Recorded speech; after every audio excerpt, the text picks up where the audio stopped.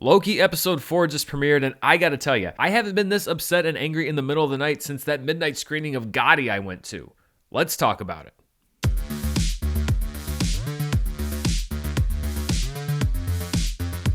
Hello everybody, I'm Dan Murrell here with my spoiler recap and review of the 4th episode of Loki entitled The Nexus Event. As always, this is full of spoilers because I've watched the episode and hopefully so have you. I will be recapping the events of the episode, giving my thoughts as we go, so if you don't want to know what happened on Loki, then by all means don't watch this video more than any other episode. Go watch the show, come back, see what I have to say, because from here on out there will be spoilers. By the way, if you want to see a non-spoiler review, you can check out my review for Black Widow, which is the next movie in the Marvel Cinematic Universe. The embargo dropped on that yesterday, and if you want to see my thoughts on it, you can check that out right up there in the corner. There's a little card that you can click. I'd love to have you watch that review as well. First things first, and maybe it's just me. Maybe it's because I'm anxious to see what's going to happen after last week's cliffhanger. Maybe it's because this is now our 3rd Disney Marvel TV series, but is it a little much for anybody else to sit through the entire Marvel Studios logo at the beginning of every episode every week? I know it's a very small complaint. It's not really a complaint, really, more of an observation,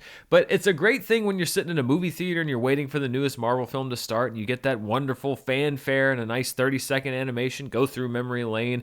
But every time I watch an episode, I'm just like, get to it, skip to the end, maybe an abbreviated version of the Marvel logo for the TV shows, because I was so ready to get into this episode. We left Loki and Sylvie on this moon that was being destroyed. What was going to happen? But we don't open there. We open with a flashback to Asgard, which no longer exists, but exists in this particular timeline, and we see the initial capture of the variant, also known as Sylvie by the TVA. She's just a little girl playing with her toys in Asgard. The doors open up like Al from Quantum Leap, and away she goes. I have to say, though, because she was playing with the big wolf and everything and with the dark hair, I thought for just a minute at the beginning of this episode, maybe it was just me, that it might have been Hela, that we were seeing Hela growing up on Asgard and that we were bringing in perhaps another sibling of Loki's, but that was not the case. This was the initial capture of Sylvie.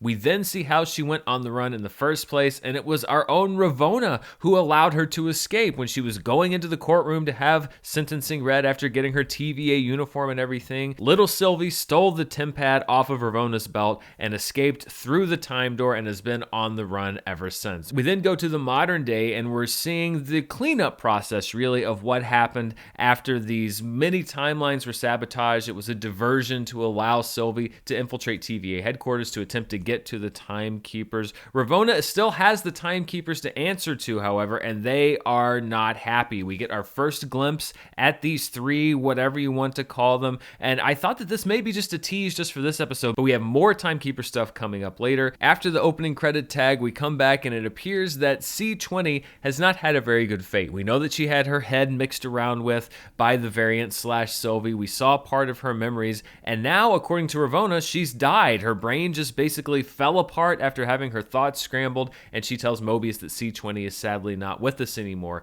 Mobius, of course, wanted to talk to her because C20 kept on saying things about it's real, it's real. He wanted to know what was going on, but it appears to him like he will never get that opportunity. I was on the fence about Ravona going into this episode. Obviously, by the end of it, I was not on the fence about her, and we'll talk about that specifically, but in this episode, this is where I first started to say, like, well, wait a minute, there's a couple of things. Number one, the fact that I kind of didn't trust her anyway, and I'm still not exactly sure on how in on all of this she is. It seems like we're going to get some answers next week because that's sort of where we end the episode. But this was the part that really kind of put me on my heels, because there's a lesson that you learn in TV shows and movies like this, where if you have a crucial character like C20 and then a character comes up and says, oh, they died, but you didn't see that character die on screen, then usually the person that's saying, oh, they died, is not to be trusted. So I was already saying, like, all right, Ravona, something's not right here, and as it turns out, my instincts were correct. We then joined last week's episode, already in progress, on the moon of Lamentis, where Loki and Sylvie are awaiting their fate. These pieces of the planet come crashing down onto the moon. It really is great visual effects work, beautiful cinematography. I continue to love how they made this look, and especially when they're sitting in this kind of open field and you see the horizon line and all of these things coming in, the colors, everything's so vividly painted. Just a really great depiction, adding to an already dramatic scene. Sylvie and Loki are having a heart-to-heart. She says that she remembers her time on Asgard. She remembers being a child until she was taken from her home. She spent her entire entire life on the run from the TVA, living through apocalypse after apocalypse, trying to stay hidden. And then she has a really interesting interaction with Loki. She says, "Do you think what makes a Loki is the fact that we're destined to lose?" And Loki answers, "We may lose, sometimes painfully, but we don't die. We survive." And this really gets to the heart of what we know about this character. Loki rarely, if ever, wins, and yet he still lives to fight another day. And this is something that is turning these characteristics that were villainous, the fact that Loki is always in opposition to our heroes, the fact that Loki always just managed to snake out of death, and you're turning them into character traits. And I like that what we're doing now through both of these versions of Loki, apparently, is that we are using it as a character study, kind of a dual character study through their different life experiences, and basically breaking down this character of Loki to the core. And it seems like we're going to have a lot more opportunities on that front, but I don't want to get ahead of myself. As the moon is being destroyed, I was getting some real Rogue One vibes, the idea of sort of looking to the horizon at this apocalypse coming and really just sitting there and waiting for it to come. But we go back to TVA headquarters, they're looking at the sacred timeline, and they see this escalating branch, a branch that escalates quicker than anything they've ever seen before. And Hunter B-15 and Mobius realize that this is what they've been looking for. This is the sign that tells them where they can find Loki and Sylvie. And just before both of them are obliterated, two doors show up and they're taken back into custody by the TVA. They're split up because, of course, you don't want to leave two Lokis in one location together. They're just going to plot a way to escape. And we get a very real discussion between Mobius and Loki. Mobius is very upset. He thought that he was friends with Loki, but he was betrayed as he predicted he probably would be, or perhaps feared that he would be, and calls him kind of an a-hole and a bad friend. And we get the TVA version of a holding cell, which is essentially throwing somebody into a time cell with a particularly unpleasant memory repeating. And this is where we get the return of an Asgardian, a character that we haven't seen in quite some time, Lady Sif. Now, this is not a current version of Lady Sif, so we don't quite know what she's up to right now, but we do know what she was up to at one point. Loki, the god of mischief as he is, had apparently at one point cut Lady Sif's hair. She comes in, she punches him, she kicks him, she slaps him, she does all sorts of abuse, and then the whole thing repeats itself. It's very similar to the Dormammu, I'm here to bargain thing, except with much lower stakes, and really just a way to sort of soften up the prisoners at the TVA, get them ready to talk. But still great to see Lady Sif come back in this capacity. Hopefully we're going to see her back in some other capacity, somehow perhaps surviving the destruction of Asgard. I don't think this is the last we're going to see of Lady Sif, or at least I hope not. Directly following this scene, we have an interesting little setup for the future of the MCU where Hunter B-15 and Mobius are having a discussion, and Mobius mentions all the different kinds of people that they've brought in and why these Lokis are so annoying. And he says, we brought in Kree, Titans, and vampires. Vampires, Blade. Yes, we knew that Blade was coming, but we now have a canon reference to the fact that vampires exist in some form or fashion in the Marvel Cinematic Universe. I did not have subtle Blade set up on my Loki Episode 4 bingo card, but it's a nice surprise nonetheless. Loki's time in the time cell is kind of wearing him down. He's giving a heart-to-heart to this looped version of Lady Sif, even though she's not going to remember anything that he says, basically saying that he's a narcissist and he makes mischief because he's afraid of being alone. Lady Sif says, well, that's too bad because you're always going to be alone. And then Mobius pulls Loki out of the time cell to have a little heart-to-heart, but Loki is back to doing what he does best. He starts making up this lie that he and Sylvie have been working together the whole time, blah, blah, blah. But then Mobius, who's already jokingly told Loki that he's playing chess while Loki himself is playing checkers, makes up this thing that Sylvie has been pruned. And I think just to see what his reaction is, and this is what I like about Mobius, is he's one of the only characters that we've seen in the MCU that really hasn't had something in a large way put over on him by Loki. The closest was when Loki briefly escaped in the first episode, but generally Mobius has a pretty good handle on who Loki is. In many ways, he's the closest match that we've seen to Loki throughout the entire MCU, and I like this mind game that he's playing with him. He tells them this thing about Sylvie just to see what his reaction is, but I think it's also because he suspects that it is this interaction between Loki and Sylvie, and it's something that they confirm later. The fact that you have two variants of an incredibly powerful being thinking that we're having a connection, what Mobius seems to think is a romantic connection. That's what caused the Nexus event. That's what caused the timeline to split so much. And he's laughing at Loki over this. He says he's an incredibly seismic narcissist. He's doing this just to gauge how Loki's going to react, because he's kind of tracked down that there's something about the collision of these two that could be the thing that breaks the sacred timeline. Now, at this point in the episode, he sees this as a threat. Later on, this is going to be what he uses to break Loki out, and what ultimately leads to some very, very bad things, but I don't want to get too far down the line. Then Loki drops the truth bomb that he found out last week. I was kind of surprised that they put it into play this early, but as he's about to get thrown back into his time sub by Mobius, who basically said, like, you're full of crap. I'm throwing you back in there to get you softened up a little bit more.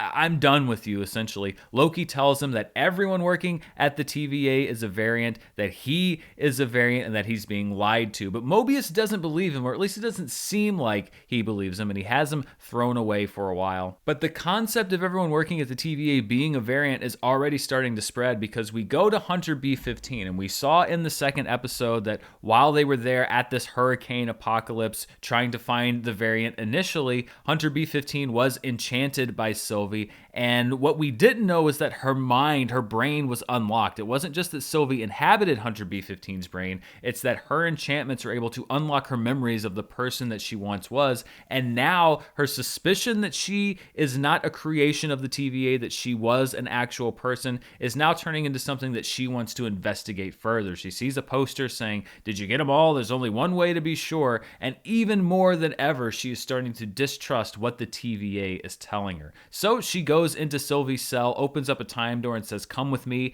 They go back to the Roxcart parking lot so that Sylvie can use her powers, which she can't do at the TVA, and we have Sylvie unlock Hunter B-15's memories. And we don't see these memories, but we don't need to, and that's because of some really good acting in this moment. Wunmi Mosaku has been great in the small parts that she's been given so far, but this was the scene where she really got to shine, and just her reaction to seeing these memories, it's almost like as a viewer, I could see what she was seeing, because she played all of these emotions on her face so well. The sadness, the happiness of seeing what her life was. It's a subtle moment. It's a subtle part of this episode, but it's such an important one, and it's really beautifully played in that moment. Also, that moment where she tells Sylvie, "I looked happy." You can understand that, these TVA agents, they don't necessarily lead the happiest lives. It's a life of utility. It's a life of knowing that they are basically there to perform a function, and then once that function is done,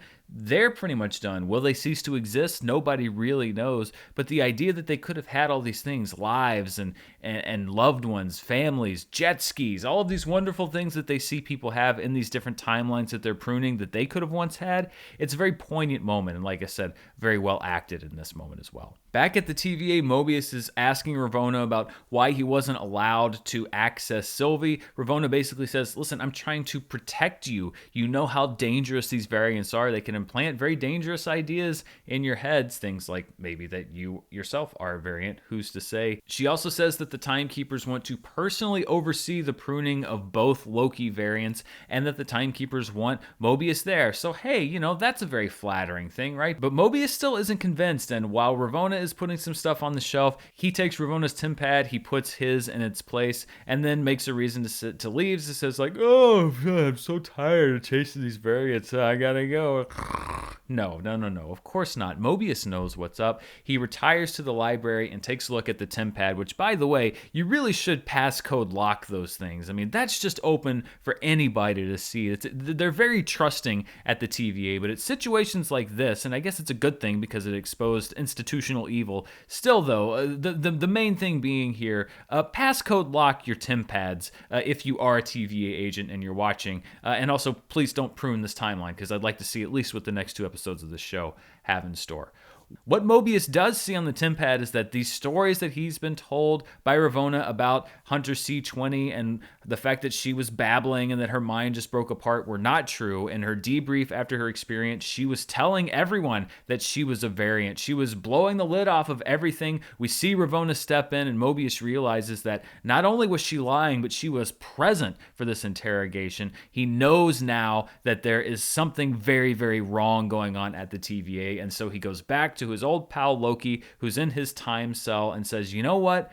I believe you. I'm on your side, and I think I know how we can bring this all down. This connection that you have with Sylvie, this could be the thing that takes the TVA down, and maybe we can get to the bottom of what's actually going on here. This is where I thought I knew where the episode was going, and it's also where I have to admit that I got something wrong on last week's review. I was talking about these pruning sticks, and that in my mind at that time, I thought that they only pruned variants, but other people who had watched the show and seen the episodes more times than I had pointed out that there were people and objects that had been pruned that were not variants, so I was apparently wrong on that count, although I do think it's incredibly dangerous to just walk around with a disintegration stick that doesn't really seem to take much force to kill somebody. I'm sure there are a lot of pruning stick accidents at the TVA, but I do wish that I had all of that stuff wrong about the pruning sticks, and even maybe that they hadn't worked, because this next part, it's like, it's the closest I think that I'm ever going to understand to knowing how John Wick felt at the beginning of John Wick, because, you know, Mobius has only been in 2 episodes.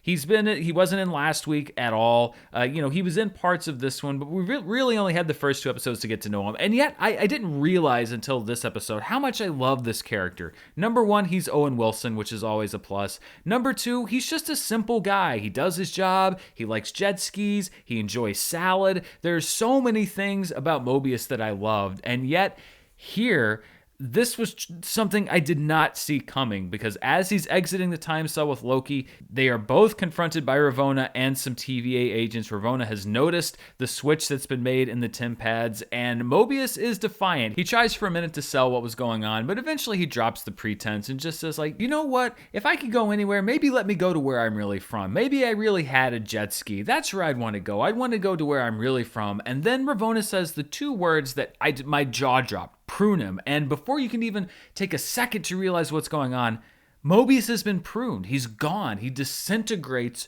before our eyes. Wow. I did not see that coming, and I was so upset at her.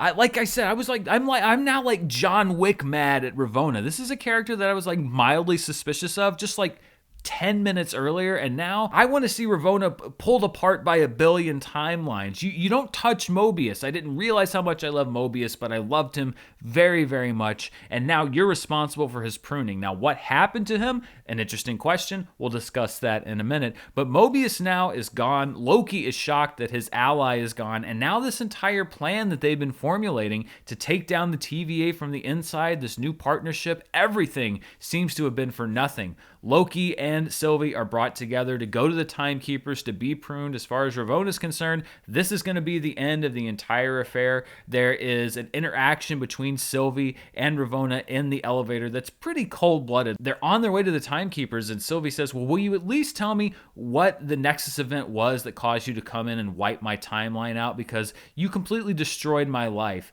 And Ravona says, I don't remember. This is Raul Julia in Street Fighter. For me, it was a Tuesday level coldness. For you, the day Bison graced your village was the most important day of your life. But for me, it was Tuesday. Loki and Sylvie are brought in front of the Timekeepers, who are some weird-looking dudes. I mean, when I was watching this, I'm like, all right, so these are the Timekeepers, huh?